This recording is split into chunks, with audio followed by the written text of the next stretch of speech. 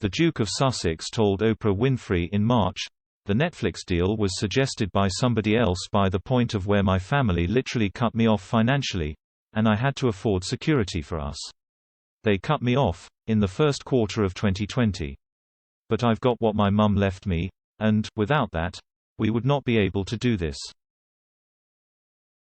However, a senior Clarence House spokesperson told the BBC Harry received a substantial sum from Prince Charles after his decision to leave the royal family.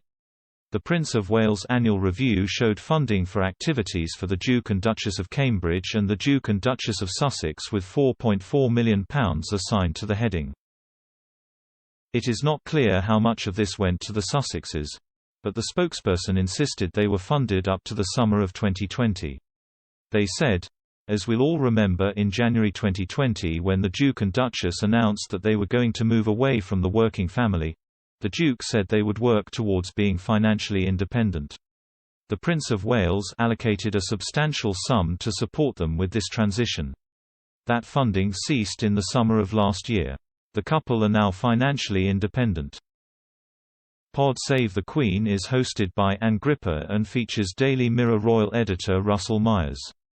Mr. Myers said these latest comments are potentially at odds with what Harry told Oprah Winfrey, that his family cut him off financially in the first quarter of 2020. However, a spokesperson for the Sussexes said there was no contradiction, because the timelines were different. They said, "You are conflating two different timelines and it is inaccurate to suggest there is a contradiction." The Duke's comments during the Oprah Winfrey interview were in reference to the first quarter of the fiscal year, which starts in April. The same date the transitional year the Sandringham Agreement began, and that is in alignment with the Clarence House accounts. However, Mr. Myers wondered why Harry used such language in the interview if he was actually given an awful lot of money as a sort of severance package from his father. This was on top of the considerable amount of money they already had from Harry's inheritance from Diana and Meghan's acting work. Mr. Myers said, "I think reading between the lines is, Prince Charles gave the Sussexes an awful lot of money on top of the awful lot of money that they already have independently, so one may wonder why indeed they were using such language in the Oprah Winfrey interview." Harry and his wife Meghan Markle are now financially independent with the help of lucrative deals signed with Netflix and Spotify. It is believed these deals are worth £100 million and £30 million respectively.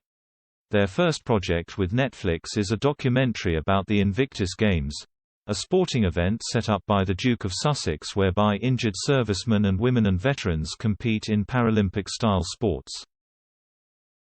They have released one episode of their Spotify podcast, a holiday special, in December 2020.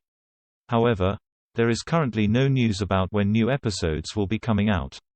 Other than these projects, Harry has made a series with Oprah Winfrey for Apple TV Plus about mental health, and the couple co-chaired the hugely successful Vax Live event, which raised money for equitable vaccine distribution throughout the world.